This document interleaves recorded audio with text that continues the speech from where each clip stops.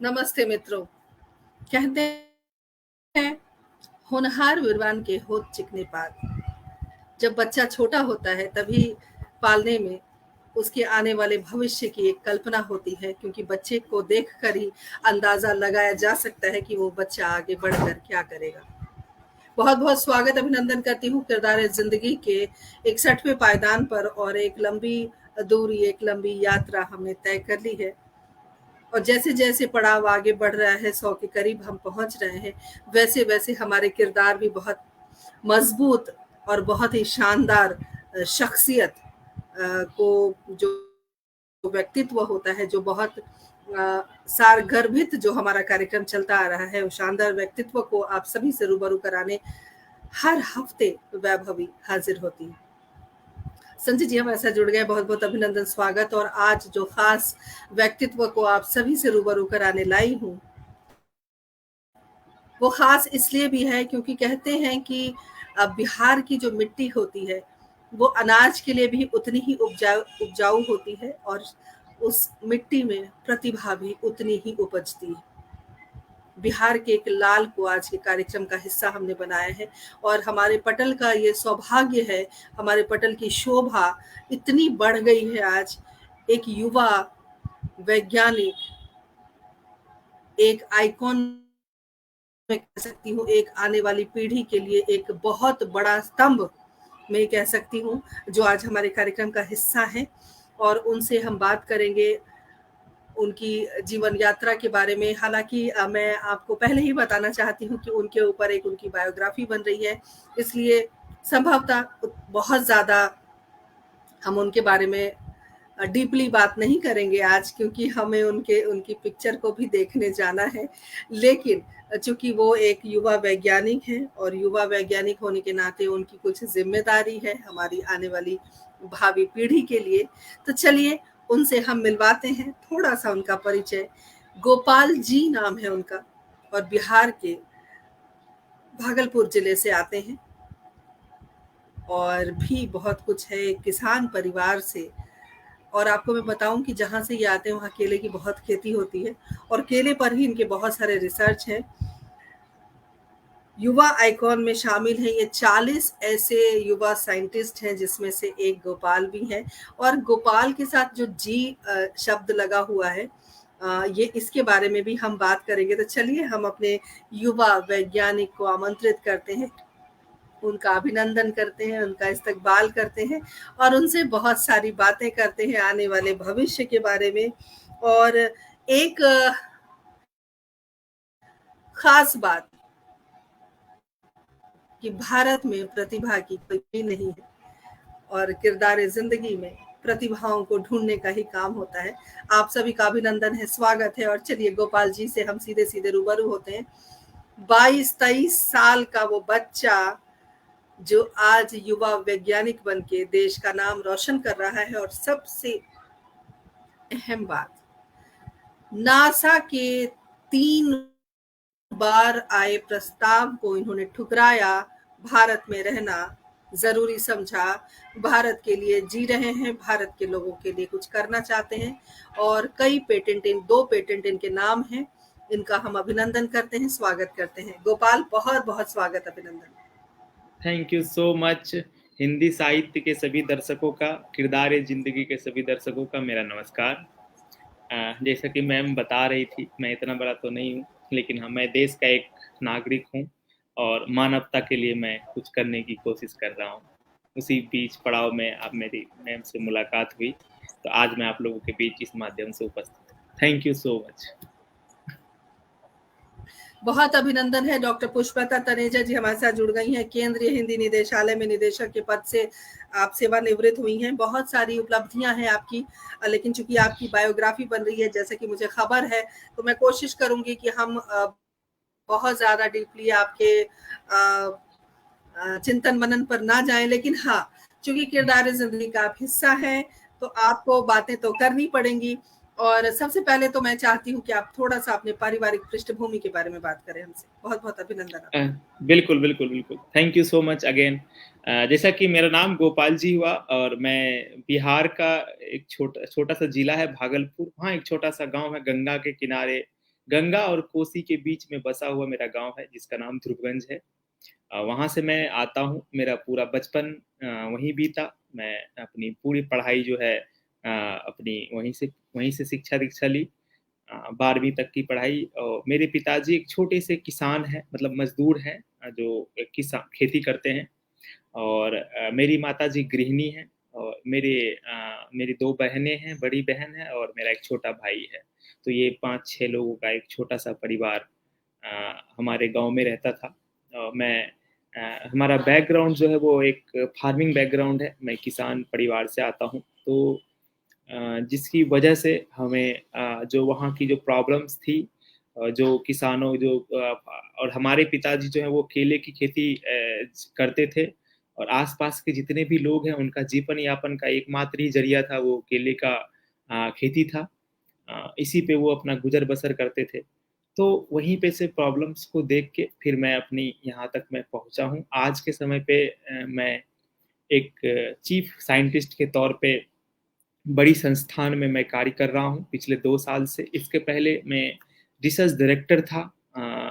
Research director मैं बना 20 साल की उम्र में। इंडिया का सबसे यंगेस्ट रिसर्च डायरेक्टर की खिताब हासिल हुई। मैं नवनीत इंडस्ट्री, एक बहुत बड़ी संस्था है, वहाँ पे मैंने ज्वाइन किया था।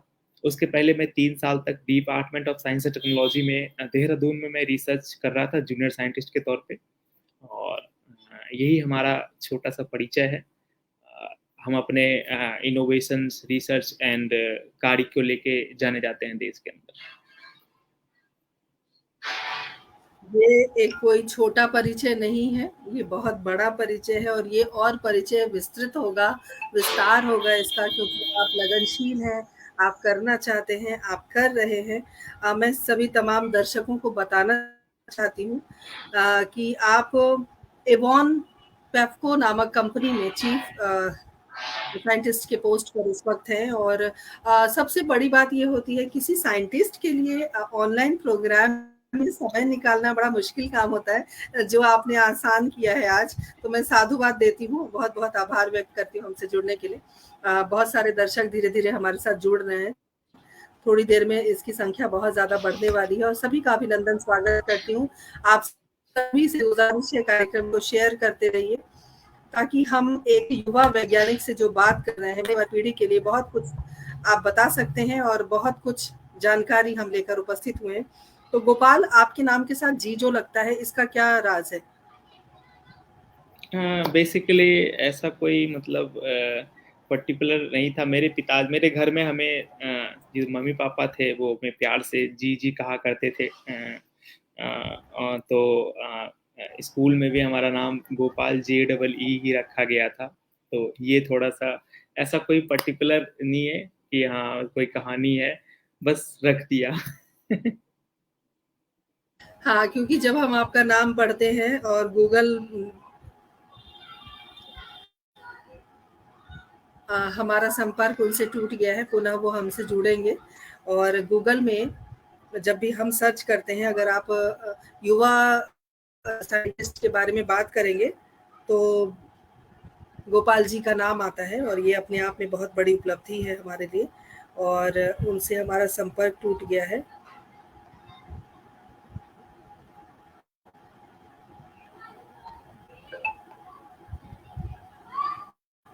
मैं देख पा रही हूँ बहुत सारे दर्शक श्रोता अभी धीरे धीरे धीरे धीरे हमारे कार्यक्रम से जुड़ रहे हैं। सभी जुड़े रहिए, बने रहिए, शीघ्र हमसे गोपाल जुड़ेंगे।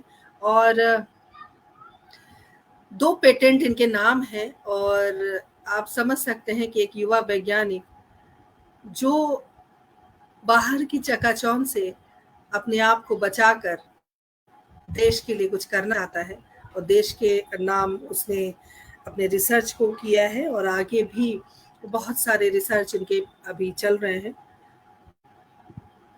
मैं उनसे संपर्क करने की कोशिश कर रही हूँ। जैसे ही संपर्क सधता है वो आ जाएंगे हमारे प्रोग्राम में।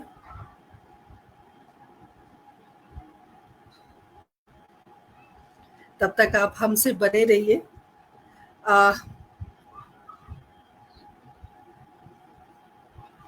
जी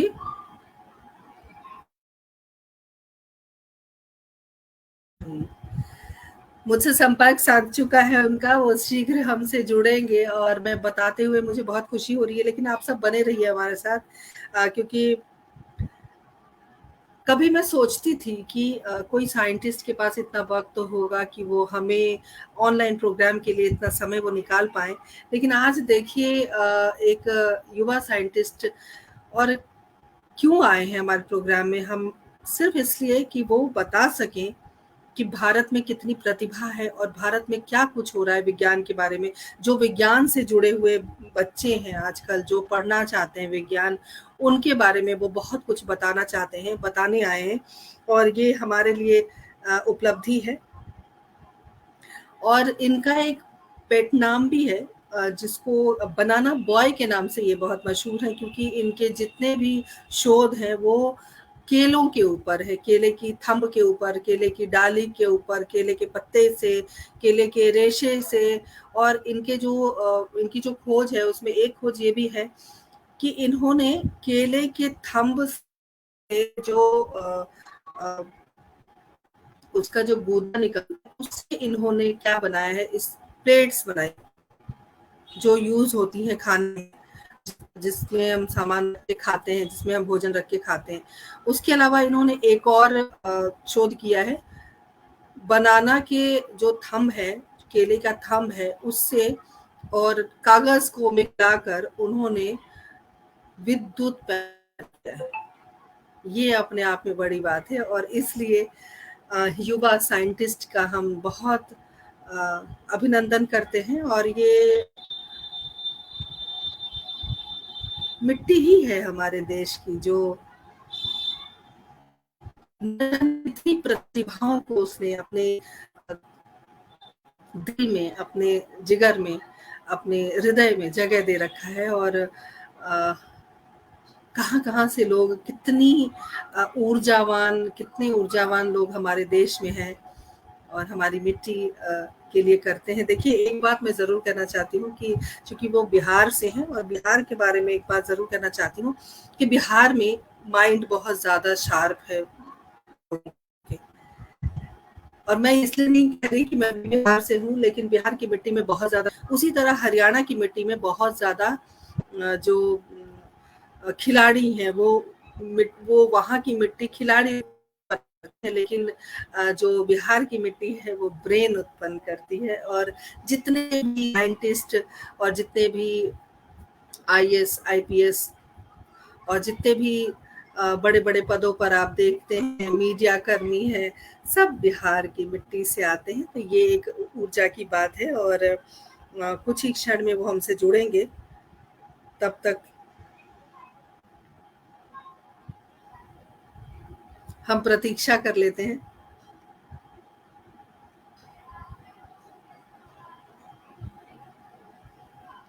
बचपन से ही इनको विज्ञान से लगाव था, और विज्ञान से लगाव होने के कारण वो बचपन से ही कुछ ना कुछ खोज किया करते थे।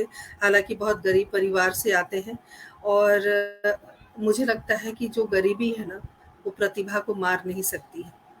और यही हमारी आने वाली पीढ़ी को बताना है कि जहाँ पर बहुत सारा आपके पास संसाधन है, बहुत सब कुछ है आपके पास, तो ज़रूरी नहीं है कि आप बहुत अच्छा काम कर सकते हैं। अगर आपके पास कुछ भी नहीं है, तब भी आप अपने आप को बड़ा बना सकते हैं, देश के लिए कुछ कर सकते हैं, समाज के लिए कुछ कर सकते हैं। तो गोपाल जी से मैं उम्मीद करती हूँ जल्दी वे हमसे जुड़ेंगे।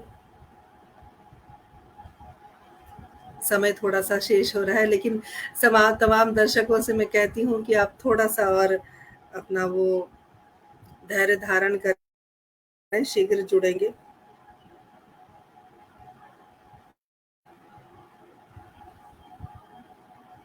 हो जाता है कई बार।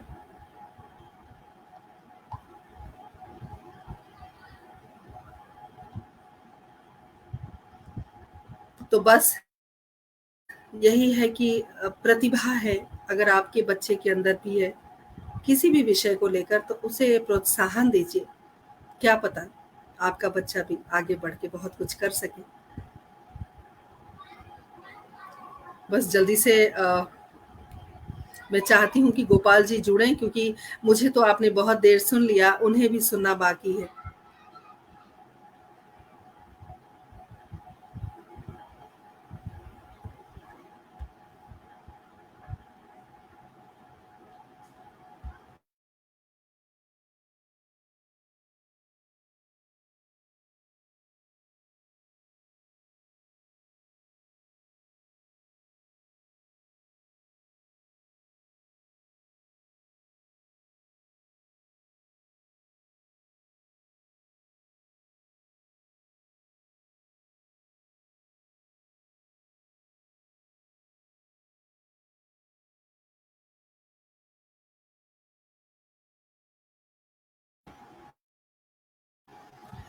तो मैं यही कहूँगी, गुज़ारिश करूँगी, आप सब जुड़े रहिए, बने रहिए। बस वो जुड़ गए हैं, गोपाल जी आ चुके हैं और उनका फिर से हम स्वागत अभिनंदन करते हैं।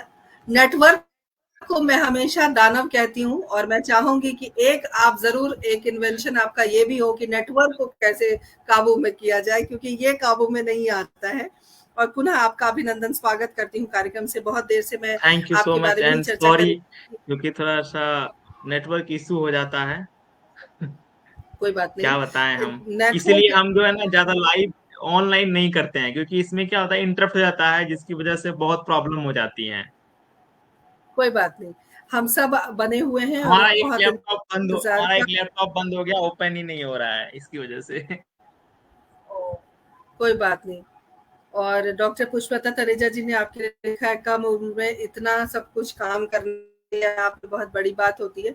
तो पुनः आपका अभिनंदन करते हैं। और बहुत सारी बातें मैंने आपके बारे में कही, और आपने पारिवारिक पृष्ठभूमि के बारे में भी बताया कि किस तरह। और मैं तमाम दर्शकों को यही बता रही थी कि जो प्रतिभा होती है वो नहीं है कि संसाधनों में ही आगे बढ़कर आए, और जो भी है उसमें बहुत प्रतिभा है। तो इस चर्चा को हम आगे बढ़ाते हैं। और मैं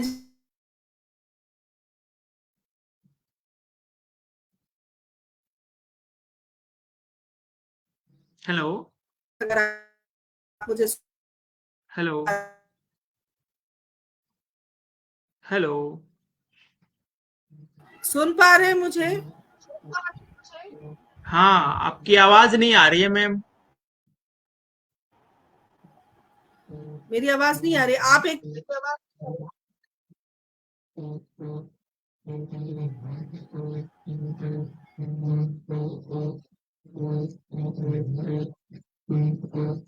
हेलो।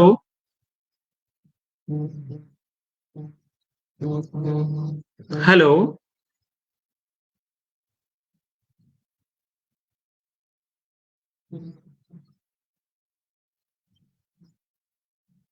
हेलो।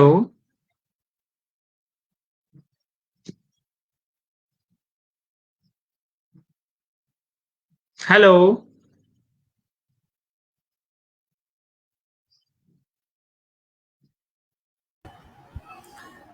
गोपाल, आप मुझे सुन पा रहे हैं क्या? हाँ हाँ, अब ठीक है, अब ठीक है। मैं ये कह रही थी कि जो प्रतिभा है और जो विज्ञान के प्रति जो आपका रुझान है, क्योंकि आने वाली पीढ़ी है, बहुत सारे बच्चे हैं जिनको विज्ञान से प्रेम है और विज्ञान में कुछ करना चाहते हैं। तो आप मुझे ये बताएं कि विज्ञान के प्रति जो आपका रुझान पैदा हुआ, वो किस उम्र से शुरू हुआ? क्योंकि ये हमारी आने वाली पीढ़ी के लिए एक संदेश हो सकता है। बिल्कुल बिल्कुल सही सही क्वेश्चन है। एक्चुअली जो विज्ञान का, अगर आप हमारी बात करें तो हम विज्ञान को पढ़ना शुरू किया था। वैसे तो विज्ञान तो आपके बचपन जब होता है, बचपन से ही आपके साथ जुड़ा हुआ रहता है अप्रत्यक्ष रूप से। लेकिन जब आप उसको किताबों में पढ़ना शुरू करते हैं, जानना शुरू करते हैं, आप उनको पहचानना शुरू करते हैं, अपने जीवन में जीना शुरू करते हैं, तो उसका उम्र हमारा लगभग था उस समय, मैं छठी या सातवीं क्लास में था। तभी से हमने थोड़ा थोड़ा विज्ञान को पढ़ना शुरू किया था। लेकिन जो हमारे शिक्षक थे उन्होंने हमें एक बात बताई थी जो मुझे आज भी याद है, और वही बात हमारे मुझे आगे बढ़ने के लिए प्रेरित करती है। उन्होंने ये कहा था कि विज्ञान को पढ़ने की कभी ये विषय हुआ ही नहीं है, विज्ञान की इसे पढ़ के आप खत्म कर लो। विज्ञान कभी नंबर लाने के लिए या किसी परीक्षा में पास करने के लिए नहीं पढ़ा जाता है। विज्ञान को जीने का एक सब्जेक्ट है, को जीना चाहिए अपनी जिंदगी में। आप हर दिन आप ये देखो कि आप जो हर दिन अपना शुरुआत करते हैं, क्या क्या आपके जीवन में विज्ञान की घटनाएं घटती हैं। तो ये ऐसा हमारे हमारे शिक्षक ने हमें बताया था। उसके बाद ही हमने ये सोचा था कि, और उन्होंने एक बात और बताई थी कि किताबों में जितनी बातें लिखी गई हैं, उनसे उनको पढ़ के आगे की सोच रखने वाला ही आगे की सोच रखना है। उनको पढ़ के आगे इसके आगे क्या होगा, ताकि क्या घटनाएं घट सकती है, आप इसके बारे में सोच रख सकते हैं। ठीक है। तो हमारा जो लगाव था वो विज्ञान का बचपन से ही था। हम धीरे धीरे चीजों को अपने लाइफ में देखते गए थे। लाइफ में हमने अपने लाइफ में हमें हमारे टीचर ने हमें बताया कि न्यूटन्स लॉ जो है वो कहाँ लगता है। तो उन्होंने बताया जब तुम चलते हो या फिर तैरते हो या फिर क्या कहते हैं कभी ट्रेन से क्या कहते हैं बस से उतरते हो या गाड़ी से साइकिल से उतरते हो, तो ये सब यहाँ पे न्यूटन्स लॉ लगते हैं। ग्रेविटेशन क्या है, कोई फल नीचे गिर रहा है, पेड़ नीचे गिर रहा है, लकड़ी नीचे गिर रहा है, या तुम जब क्रिकेट खेलते हो तो बॉल जब नीचे आती है तो यहाँ ग्रेविटेशन लगता है। तो ऐसा ऐसा करके उन्होंने एग्जाम्पल देके हमें विज्ञान को समझाया। तो तब जाके जो है हमने ये सोचा कि हम भी कुछ ऐसा कुछ नया करेंगे, ताकि कुछ नई जो है क्या कहते हैं कुछ नई चीजों को सीखने को मिले। तो हमने आजकल का जो युवा है या जो स्टूडेंट है या जो टीचर है, उन्होंने ना विज्ञान को सिर्फ एक सब्जेक्ट बना के रख दिया है कि हाँ 100 नंबर का सब्जेक्ट है, इसको पढ़ो और नंबर लेके आओ। ठीक है। तो ये ऐसा बिल्कुल भी नहीं है। विज्ञान जो है वो जीने की चीजें हैं। आपको इसे अपने दिन में हर दिन इसको सीखना चाहिए। यही हमने किया था और आज भी हम यही कर रहे हैं। बहुत बढ़िया बात आपने कही गोपाल की विज्ञान जीने की चीज है, पढ़ने की चीज नहीं है। ये एक नई बात आपके द्वारा हमारे आने वाली पीढ़ी को पता चल रही है। बहुत अच्छी बात आपने कही। तो जो बच्चे विज्ञान में रुचि रखते हैं उनके लिए आप क्या कहना चाहेंगे, जो इस उम्र के हैं, जो जैसे बच्चे विज्ञान में रुचि रखते हैं उनसे बस एक ही चीज मैं कहूंगा कि आप इनको समझें। ठीक है। अगर आप उत्प्लावन बल देख रहे हैं, आप अगर उत्प्लावन बल बॉयंसी फोर्स या आर्किमिडीज का थ्योरी पढ़ रहे हैं, तो आप ना अपने घरों में जाके इसका प्रैक्टिकल करें। ठीक है। प्रैक्टिकल इन द सेंस कि कोई भी चीज तैरती है पानी में तो क्यों तैरती है, आप उसका प्रैक्टिकल करें। आप अगर न्यूटन्स लॉ पढ़ रहे हैं, आप अगर क्या कहते हैं कुछ भी ऐसी छोटी चीजें पढ़ रहे हैं, आप अगर फोर्स पढ़ रहे हैं, आप अगर निगेटिव चार्जेस पढ़ रहे हैं, पॉजिटिव चार्जेस, जितना भी आप कह सकते हैं, तो उनको ना अपनी जिंदगी में सीखने की समझने की क्षमता रखनी चाहिए। इससे क्या होता है कि आपकी ब्रेन जो होती है वो बहुत ज्यादा क्या कहते हैं धीरे धीरे आपकी ब्रेन उस चीजों में घुसते चला जाता है। ठीक है। तो आपका जो थिंकिंग कैपेसिटी होता है, थिंकिंग जो होता है वो आप का थिंकिंग डिवाइड हो जाता है क्यों और कैसे में। कि अगर आप आज के समय में हम कुछ भी चीज देखते हैं तो हमारे माइंड में आता है, जब हम बच्चे रहते हैं, जब छोटा सा बच्चा रहता है, लगभग 5 से 6 साल या 10 साल का बच्चा, तो वो जब भी किसी भी चीज को देखता है तो वो उससे ना क्वेश्चन करता है कि ये ऐसा क्यों है। चाहे वो क्वेश्चन अपने माता पिता से करे या अपने बड़े से करे या अपने टीचर से करे कि ये ऐसा क्यों है। और जब हम धीरे धीरे बड़े होते चले जाते हैं तो हम ये क्यों और कैसे भूलते चले जाते हैं, हम क्वेश्चन करना बंद कर देते हैं। ठीक है। क्योंकि कुछ चीजें हमें किताबों ने सिखा दी रहता है और कुछ चीजें हमें लगता है क्या कि मतलब समाज है, देश है, राज्य है, हमारे आसपास के वातावरण हमें सिखा देता है। तो क्वेश्चनिंग करना बंद नहीं करना है। आप क्वेश्चन करिए, अपने आप से करिए। विज्ञान क्या है, क्वेश्चन मार्क है। अब लोग कहते हैं क्या कि रिसर्च फेल हो जाता है, इनोवेशन फेल हो जाता है, तो ऐसा कभी नहीं होता है। विज्ञान कभी फेल होता नहीं है। ठीक है। विज्ञान एक्सपेरिमेंट हमने देखा है, हमने सीखा है अपनी जिंदगी के अंदर कि आप कुछ भी चीज अगर नया इनोवेटिव करना चाह रहे हैं और वो नहीं हो पा रहा है, तो आप कह सकते हैं कि इस तरीके से ये चीजें नहीं हो सकती है, आप दूसरा तरीका तरीका ट्राई करें।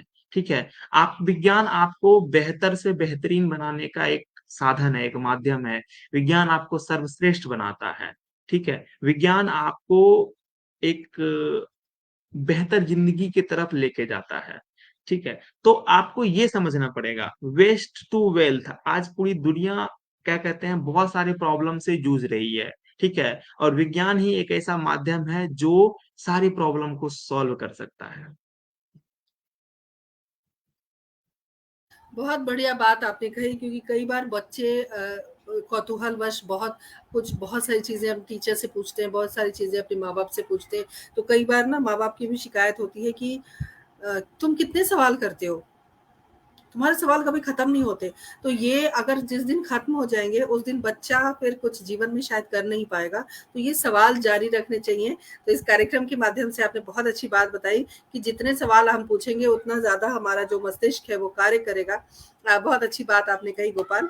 और एक एकाध आविष्कार के बारे में ज़रूर आप बताएँ, जो मैंने हालाँकि आपके गैर हाज़िरी में मैंने आपके आविष्कार के बारे में हमारे दर्शकों को बताया कि किस तरीके से आपने बिल्कुल। केले के थम से जैसे कि बिजली अभी उत्पन्न की, और वो प्लेट्स जो आपने बनाए थे। बिल्कुल, बिल्कुल, बिल्कुल। जैसा कि मैं अभी आपको ये बताना चाहूँगा कि आप आज के समय का सबसे बड़ा प्रॉब्लम जो है वो है पॉल्यूशन, ठीक है? आज हर कोई आज पॉल्यूशन से अभी हमारे देश में रिसेंटली G20 समिट हुआ था। उसमें जो मेन मुख्य बिंदु था वो था कि हम क्लाइमेट चेंज, बहुत वर्ड सुन रहे होंगे आप लोग कि क्लाइमेट चेंज हो रहा है, क्लाइमेट चेंज हो रहा है। क्लाइमेट चेंज का मतलब क्या होता है? जैसे कि हम जब बच्चे थे, जब छोटे से बच्चे मतलब 8-9 साल के थे, तो उसमें कहा गया था क्या कि हम उस समय देखते थे कि हाँ, समय पे ठंड बारिश आती थी। एक एक पर्टिकुलर टाइम के बाद गर्मी आ जाती थी, एक पर्टिकुलर टाइम के बाद ठंडी आती थी, ठीक है? लेकिन आज क्या है? आज आज इन चीज़ों में थोड़ा-सा क्या है कि चेंजेज़ हो गया है। आज क्या होता है कि बारिश पहले आ जाती है, गर्मी बाद में आती है, ठंडा पहले आ जाता है। तो यही तो क्लाइमेट चेंज है कि चीज़ें जो है वो अपने अनुसार जैसे चल रही थी वैसे बदलती चली जा रही हैं। ग्लेशियर पिघलते चला जा रहा है क्योंकि हमारे इन्वायरमेंट के अंदर हीट ज्यादा हो रहा है, हमारे सन से जो लाइट आ रही है, तो उससे क्या हो रहा है कि पूरा प्रॉब्लम हो रहा है। तो क्लाइमेट चेंज के ऊपर पूरा दुनिया बात कर रही है, लेकिन इसके सॉल्यूशन क्या है? तो पहला प्रॉब्लम क्लाइमेट चेंज के अंदर आता है प्लास्टिक, कि हम जो प्लास्टिक यूज करते हैं उसको जब हम फेंकते हैं, ठीक है, तो वो करोड़ों साल तक वेस्ट मतलब डिग्रेड नहीं होता है। तो दुनिया का आज आज दुनिया का सबसे बड़ा डंप यार्ड क्या बन गया है? अगर आप क्वेश्चन करें कि दुनिया का, आप खुद से क्वेश्चन करिए, आज दुनिया का सबसे बड़ा डंप यार्ड क्या बन गया है? समुद्र। कुछ भी चीजें यूज करें हम समुद्र में फेंक देते हैं जाके। आज आज दिल्ली के अंदर हम लोग रह रहे हैं, तो मैम दिल्ली के अंदर प्राकृतिक पहाड़ें कम है और मानव निर्मित पहाड़ें ज्यादा है। आप देखें कचरा का बड़ा बड़ा ढेर लगा हुआ है। क्यों लगा हुआ है? ठीक है। और ज्यादातर जो समुद्र के किनारे डिस्ट्रिक्ट हैं, जो समुद्र के किनारे राज्य हैं, वो अपना अपना कचरा समुद्र के अंदर डाल दे रहे हैं, ठीक है। तो उसके बाद आप देखिए समुद्र के अंदर डाल देते हैं, तो वहां वो धीरे धीरे क्या होता है, पानी समुद्र का खारा नमकीन होता है, प्लास्टिक के साथ डिग्रेड होके वो समुद्र के पानी में घुल जाता है और उससे फिर नमक बनता है, और उस नमक को हम लोग क्या करते हैं, अपने बॉडी में खाते हैं, सी सॉल्ट को, ठीक है। तो ऑटोमेटिक क्या कर रहे हैं, अल्टीमेटम हम प्लास्टिक को अपने बॉडी के अंदर ले रहे हैं, जिसकी वजह से हमें अनेक बीमारियों का सामना करना पड़ता है, ठीक है। हमें तो लगता है हम तो कचरा फेंक दिए हैं, ठीक है। तो ये प्रॉब्लम सबसे बड़ा है, पोल्यूशन पोल्यूशन में प्लास्टिक प्रॉब्लम है, ठीक है। दूसरा प्रॉब्लम ये है कि इस इसको सॉल्व कैसे किया जाए। तो इसी के ऊपर हमारा एक रिसर्च है कि हमने एक प्लास्टिक डेवलप किया हुआ है कि जिसमें से आप जो बायोडिग्रेडेबल है, मतलब आप उस प्लास्टिक को यूज करके आप जब फेंकेंगे मिट्टी में, तो वो 6-7 महीने के अंदर क्या बन जाएगा, मिट्टी बन जाएगा, ठीक है। और दूसरा हमने एक और इन्वेंशन किया हुआ है, वो पल्प एंड जी। पेपर इंडस्ट्री के अंदर है। थर्मोकोल जो है दुनिया का सबसे बड़ा प्रॉब्लम करता है, ठीक है। प्लास्टिक तो चलिए 1000-2000 साल के बाद वो डिग्रेड भी होने के लिए लग जाता है, लेकिन जो थर्मोकोल है ये कईयों सदियों तक डिग्रेड नहीं होता है, ठीक है। तो अच्छा। थर्मोकोल का हम रिप्लेसमेंट लेके आए हुए हैं कि हम जितने भी पैकेजिंग इंडस्ट्री है, आपकी टीवी, आपका फ्रिज, आपका कोई भी डिवाइस आज के समय में थर्मोकोल के अंदर पैक होके आता है, ठीक है। जी, तो हमने बिल्कुल, बिल्कुल सही बात। उसका सॉल्यूशन लेके आए हैं कि हमने केले के पेड़ से पैकेजिंग इंडस्ट्री के लिए पल्प एंड पेपर डेवलप किया हुआ है, जो एग्जिस्टिंग क्या मार्केट, बात। और केमिकल फ्री है। हमारे पल्प एंड पेपर में कोई भी केमिकल नहीं है, जिसकी वजह से हमारा प्रोडक्ट जो है वो मार्केट में एग्जिस्टिंग प्रोडक्ट से 1/3 मैन्युफैक्चरिंग में हो जाता है। अगर मार्केट में पल्प, आज के समय में पल्प किससे बनता है, पल्प आपको मैं समझाता हूँ कि आपके घरों में जितने भी पेपर हैं, ठीक है, पेपर जिस पे आप कागज जो जिस पे आप लिखते हैं, ठीक है, उसका रॉ मटेरियल पल्प होता है। और वो पल्प बनता है पेड़ों से। पेड़ में आता है यूकलिप्टस और पॉपुलर, उसको जब काटते हैं और केमिकल प्रोसेस से बनता है पल्प, और उस पल्प से बनता है पेपर। तो पेपर हमारे यहाँ पे आता है। आज अगर मैं इंडिया इंडिया की बात करूं तो एक व्यक्ति भारत में पर पर ईयर 15 से 20 किलो पेपर खर्चा करता है, एक व्यक्ति। अगर इस नंबर में मैं बात करूं तो भारत को पर ईयर खपत में चाहिए pulp 3 lakh 3 crore ton. 3 crore ton आज के समय में पूरा इंडिया पल्प खपत करता है, और उसमें से हम प्रोड्यूस सिर्फ 1.5 से 2 करोड़ टन अपने यहाँ पे प्रोड्यूस कर पाते हैं। बाकी का हम क्या करते हैं, बाहर दूसरे देशों से खरीदते हैं, ताकि हम अपने चीजों को, हम अपने जो उपाय है उसको क्या कर सकें, दे सकें। ठीक है। तो उसी में से हमारा एक इनोवेशन है कि जो 2 करोड़ हम बाहर से ना खरीदें, ये खुद ही प्रोड्यूस करें और केमिकल फ्री हो। ठीक है। आज के समय में अगर यूरोपीय कंट्री में आप देखें तो यूरोपीय कंट्री में एक नियम आता है, ईएसजी नियम। ठीक है। जिसके तहत आप यूरोप में कोई भी केमिकल से प्रोड्यूस प्रोडक्ट को सेल नहीं कर सकते हैं। आप बिना कार्बन क्रेडिट के कोई भी प्रोडक्ट सेल नहीं कर सकते हैं। तो जो हमारा प्रोडक्ट है उसमें किसी भी तरह का कोई भी केमिकल का इस्तेमाल नहीं किया गया है। ठीक है। और ये प्रोडक्ट बना है क्या केले बात। के पेड़ से, और मैं वो दिखाना चाहूंगा आप लोगों को। जी जरूर जरूर, मैं आपको जूम करती हूँ, आप जरूर दिखाएं। ये देखिए, 1 मिनट, 1 मिनट। ये प्लेटें दिख रही है जी आपको? दिखाएं। एक मिनट, ये 1 मिनट, मैं देखिए, और जूम करती हूँ ताकि ताकि जी अब आप आराम से दिखाएं। देखिए ये सब प्लेटें देख रही हैं वाह आपको? कितनी सुंदर। जी जी ये जी प्लेटें जी हैं। बिल्कुल। ये बनी किससे है? ये इसको कहते हैं पल्प। मैं आपको दिखा रहा हूँ, इसको कहते हैं पल्प। ये पल्प है। ठीक है। अच्छा अच्छा, हाँ जी दिख रहा है, ठीक है। दिख रहा है। इससे हाँ हाँ बनती हाँ है हाँ। पेपर। ये पेपर, ये बन जाती है, पेपर बन जाती हैं, वाह सारी क्या चीजें बात, बनती हैं। क्या बात, क्या बात है। ये ये है प्लास्टिक, जो जिस प्लास्टिक की मैं बात कर रहा हूँ। जी ठीक है। ये जी सिंगल यूज प्लास्टिक जी। है। इसको आप यूज करके थ्रो कर दीजिए, मिट्टी बन जाएगा। तो ये दो इनोवेशन अभी हमारा है। इसके लिए हमको 200-250 करोड़ रुपए का फंडिंग मिला हुआ है। मैं बड़ा प्लांट इसका लगा रहा क्या, हूँ। ठीक है। अब इसमें फायदा क्या क्या है मैं बताता हूँ। कि जो मार्केट में अवेलेबल प्रोडक्ट है उसकी कीमत आज के समय पे जो बिकती है वो 60 रुपए से 100 रुपए किलो बिकती है। ये पल्प पल्प बिकती है। ठीक है।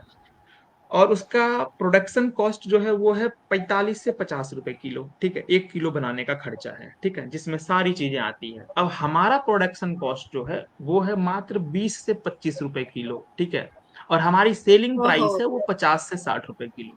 ठीक है। इसकी वजह से जो इंड प्रोडक्ट है, इंड प्रोडक्ट लाइक ये हो गया, पेपर हो गया, सारी चीजें हो गई, ये सस्ती बन जा रही है। ठीक है।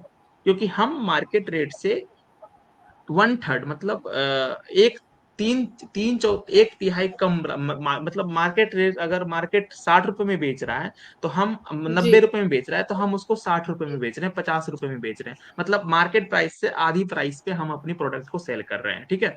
तो इसकी वजह से क्या हो गया कि अब एक फायदा ये हो गया कि पॉल्यूशन को हमने कम किया, कि मार्केट में जो केमिकल फ्री प्रोडक्ट था, थर्मोकोल था, उसको कम कर दिया।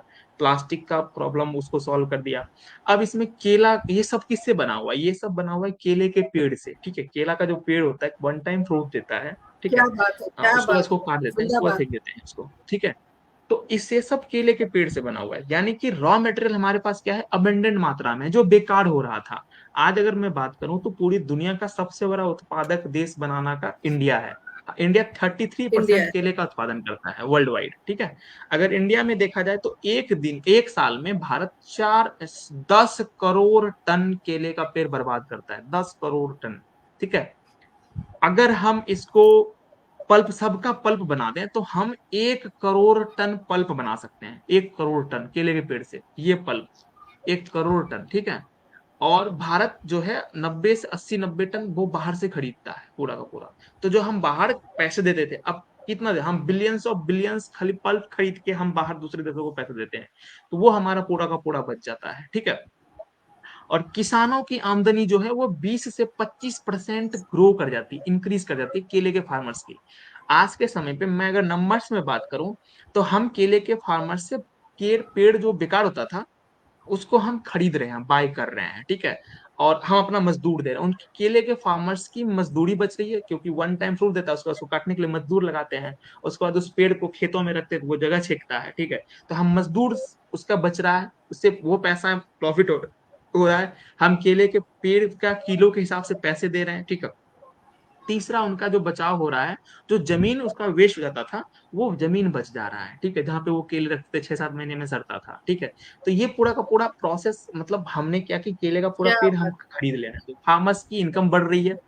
और इंडिया के अंदर 10 लाख हेक्टेयर में केले की खेती होती है, ये मैं नहीं, ये नंबर्स कर रहा है हॉर्टिकल्चर डिपार्टमेंट, ठीक है।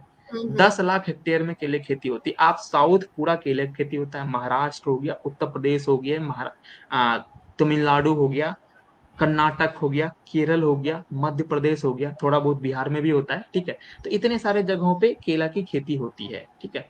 गुजरात हो गया।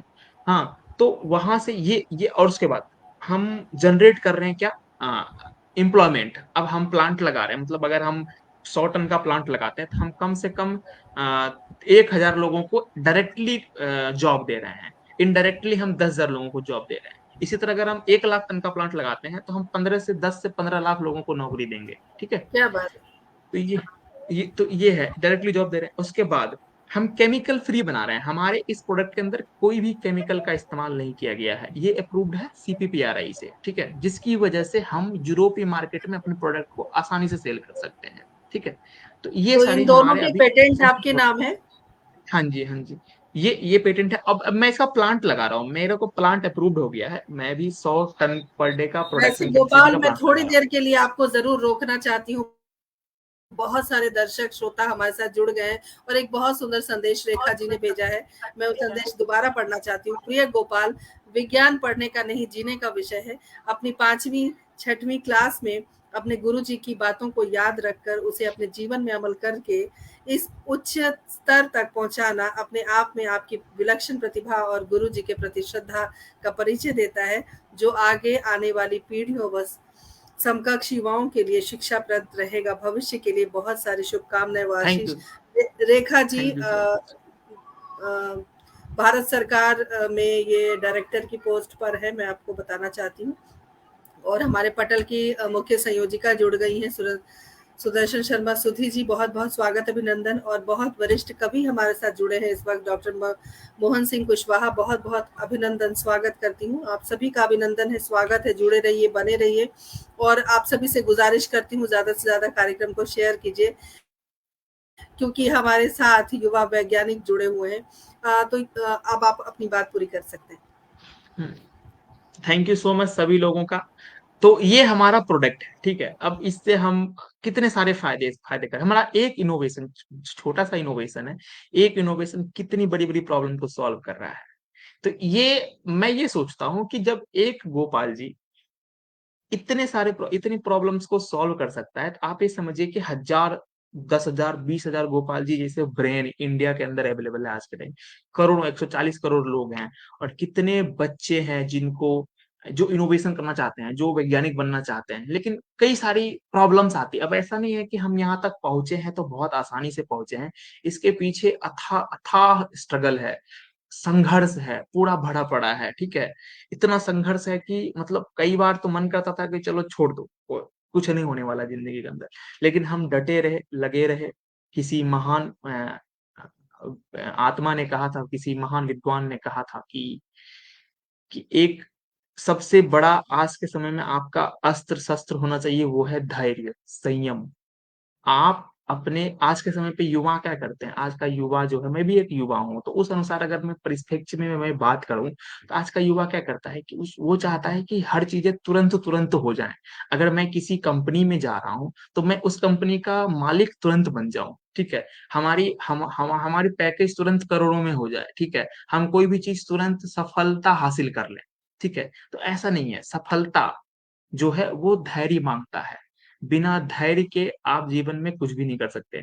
तो उन्होंने कहा था कि अगर एक मूर्ख व्यक्ति भी धैर्य रखे, तो वो पूरे समाज पर, पूरे देश पर शासन कर सकता है।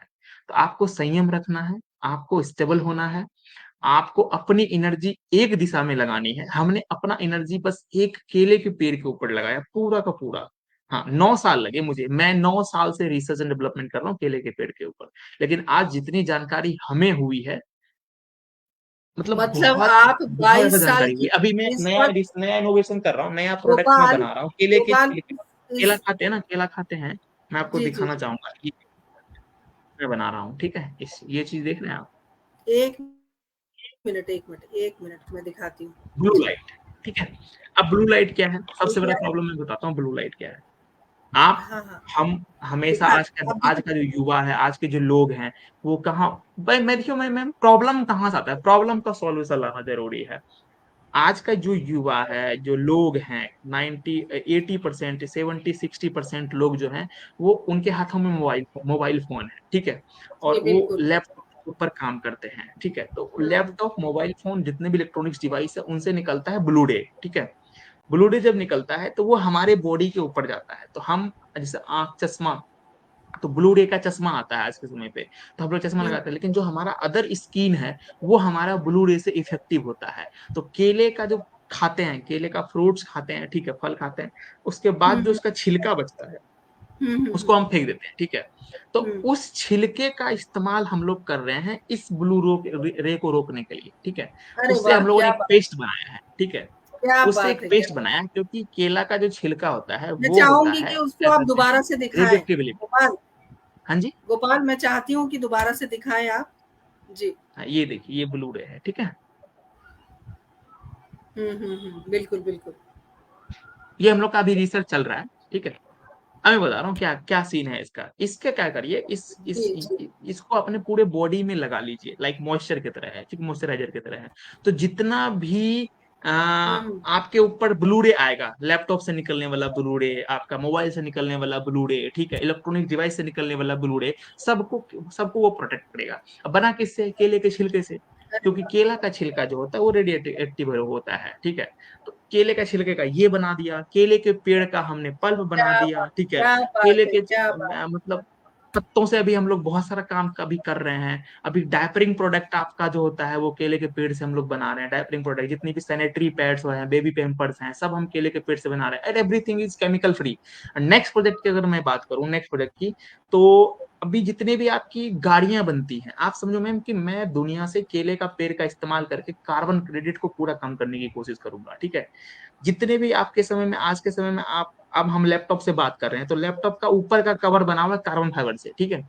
गाड़ियां जो होती है, कार जो होती है, उसका अंदर का जो डिजाइनिंग होता है, सब कार्बन फाइबर से बना हुआ है, ठीक है।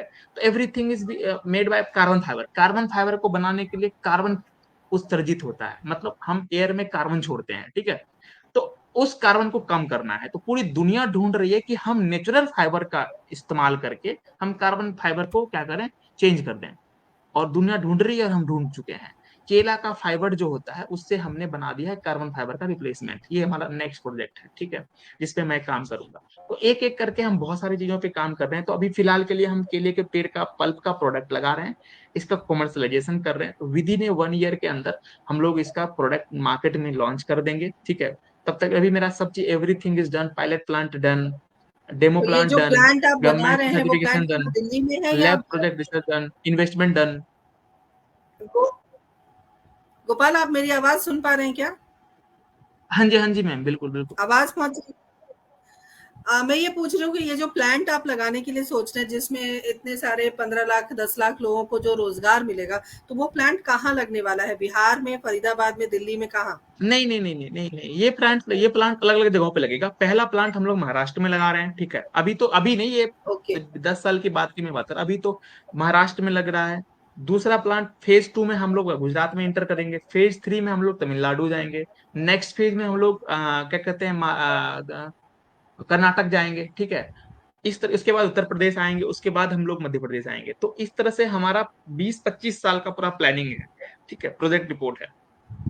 तो उसके आधार पे हमने बात किया कि अभी तो फिलहाल हम लोग 100 टन का ही प्लांट लगा रहे हैं, मिनिमम 100 टन का पर डे कैपेसिटी का।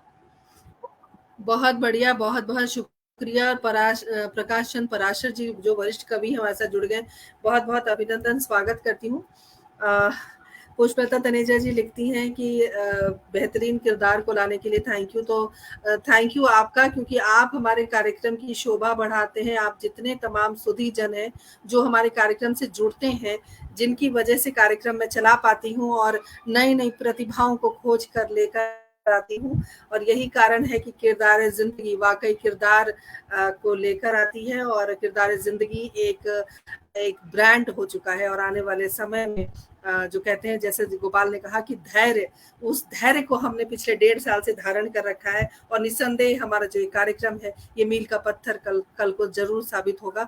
तो सभी का अभिनंदन करती हूँ। डॉक्टर मोहन सिंह कुशवाहा जी, बहुत बहुत अभिनंदन, बहुत आभार जुड़ने के लिए। और हमारे साथ राजीव जॉनी खोसला जी, जो पैंथर पार्टी के अध्यक्ष हैं दिल्ली प्रदेश के, बहुत बहुत अभिनंदन, स्वागत करती हूँ हमसे जुड़ने के लिए।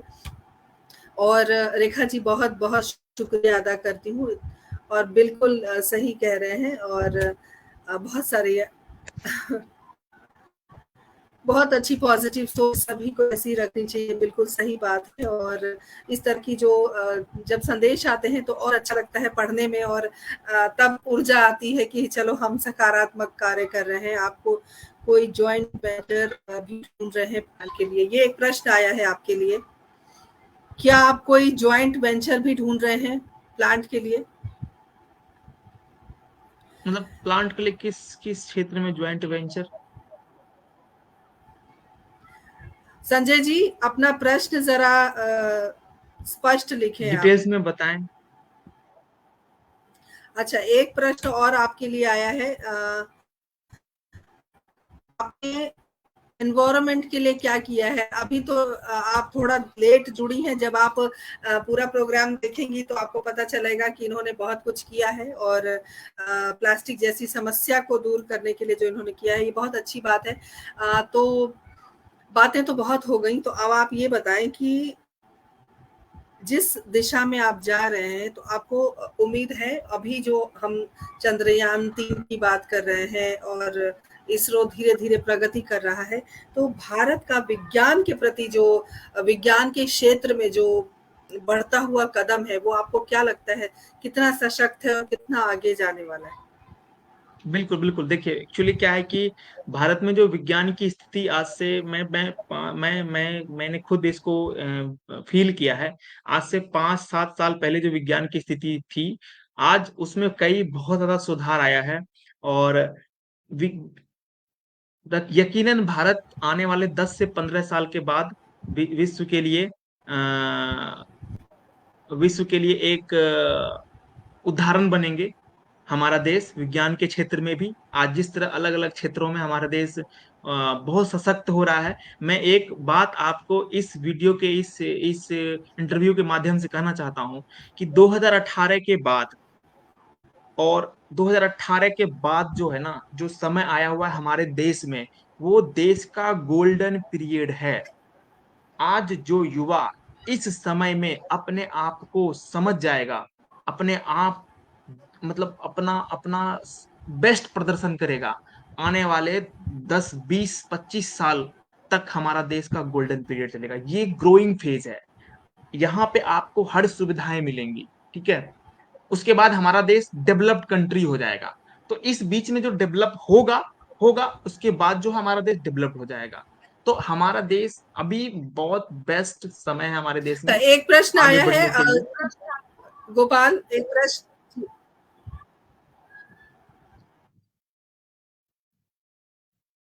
कि ये जो पैसे की सहायता आपको कहाँ से मिली है, मैं बताना चाहती हूँ, हाँ, भारत ये एक सरकार की इम्पोर्टेंट। ओर से इन्हें।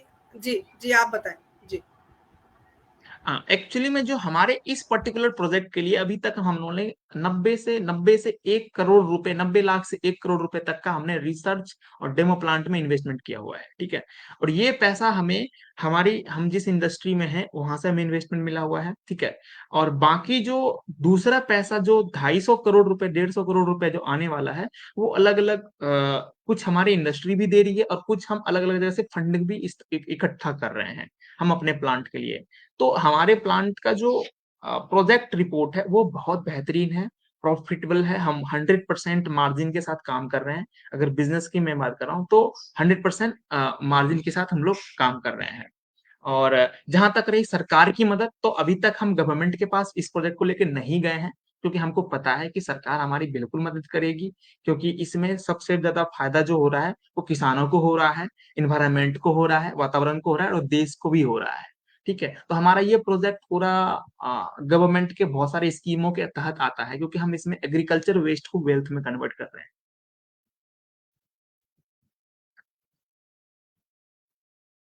मुझे लगता है कि संजय जी ने जो प्रश्न पूछा है उसका उत्तर उन्हें मिल गया है, क्योंकि अभी मैं सरकार की सरकार ओर की से तरफ में नहीं गया हूँ, मैं सरकार की तरफ नहीं जी गया जी हूँ इस जी। प्रोजेक्ट को लेके, ठीक है, क्योंकि मेरा मानना ये है कि हम जाएंगे, हमें जरूरत पड़ेगी सरकार की, तो अगर आप लोगों में से कोई हमारी मदद कर सकते हैं तो बिल्कुल जुड़ें।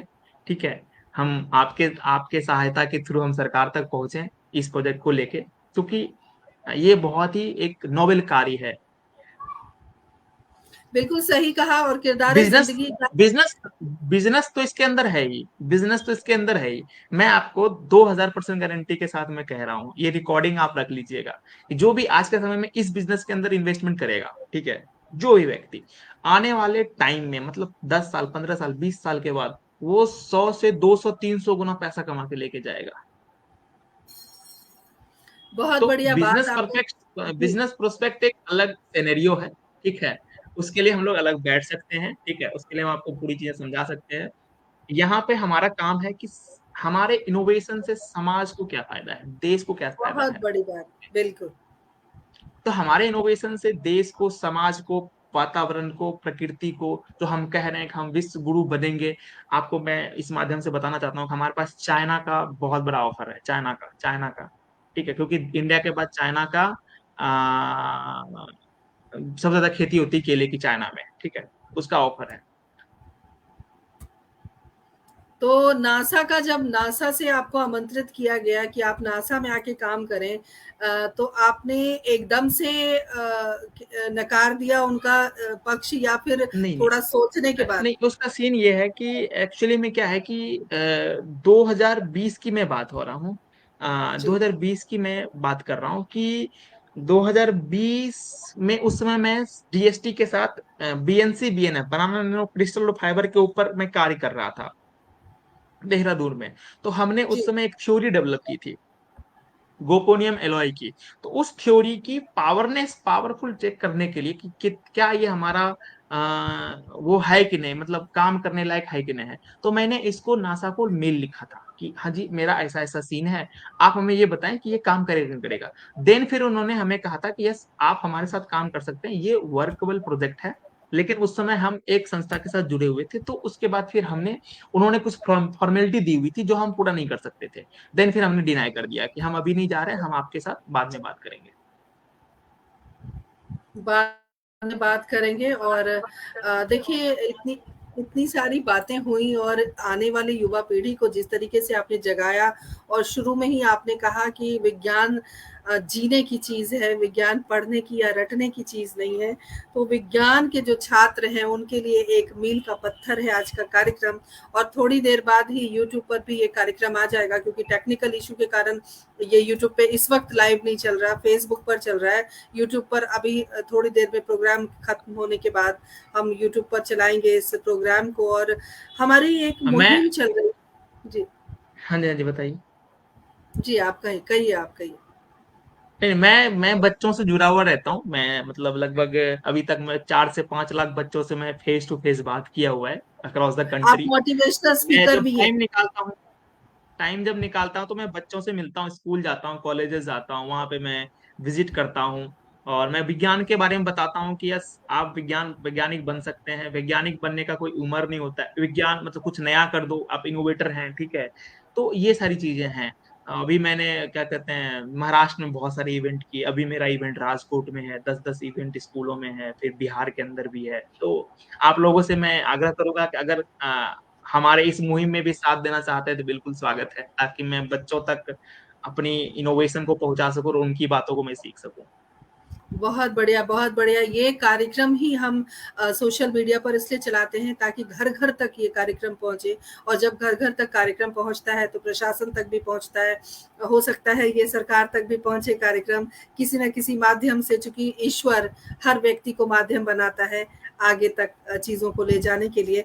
तो किरदार ज़िंदगी को भी हमने इसी तरीके से बुना हुआ है कि हम नए-नए किरदारों को लेकर आएँ, और समाज के लिए, देश के लिए जो व्यक्ति कुछ कर रहे हैं, उनके बारे में हम लोगों तक बात पहुँचाएँ, क्योंकि बहुत सारे लोग हैं अभी भी जो गोपाल जी को नहीं जानते, और आज हमारे कार्यक्रम के माध्यम से गोपाल जी घर-घर पहुँचने वाले हैं। और गोपाल जी की जो नेक भावना है, जैसे कि इन्होंने कहा कि कोई भी मदद कर सकता है, तो बहुत सारे ऐसे लोग मिलेंगे जब ये कार्यक्रम दूर-दूर तक पहुँचेगा, तो ऐसे ही मदद मिलेगी, और एक-एक करके, एक-एक बूँद से जो है घड़ा वो भर जाता है। तो निसंदेह बहुत अच्छा होने वाला है। आविष्कार की योजनाओं से अवगत होंगे लोग। बिल्कुल सही कहा, मुझे बहुत खुशी हुई आज के कार्यक्रम में हर घर विज्ञान का पदार्पण होगा। बिल्कुल सही बात है, और जो बच्चे विज्ञान पढ़ना चाहते हैं, जो शिक्षक विज्ञान के प्रति रुझान रखते हैं या बच्चों को उस दिशा में भेजना चाहते हैं, आज का ये कार्यक्रम उनके लिए भी मील का पत्थर साबित होगा। गोपाल, आपका हृदय से मैं आभार व्यक्त करती हूँ। अपना बहुत थैंक कीमती यू सो वक़्त आपने दिया, और एकदम टाइम से आप जुड़े। एक साइंटिस्ट होने का जो फ़र्ज़ था वो निभाया आपने। नेटवर्क तो परेशान करता ही है, ख़ैर कोई बात नहीं। लेकिन चलते-चलते क्या कहना चाहेंगे आप?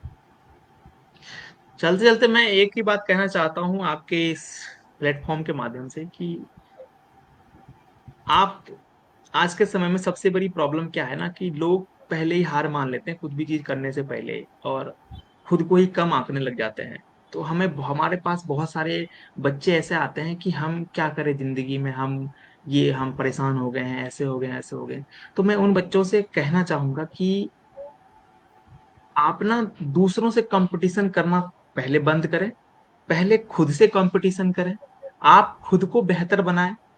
खुद जब आप खुद से लड़ेंगे, खुद से पूछेंगे क्यों, क्वेश्चन आंसर क्यों करेंगे, व्हाय करेंगे, तो आपको आंसर मिलते चले जाएगा।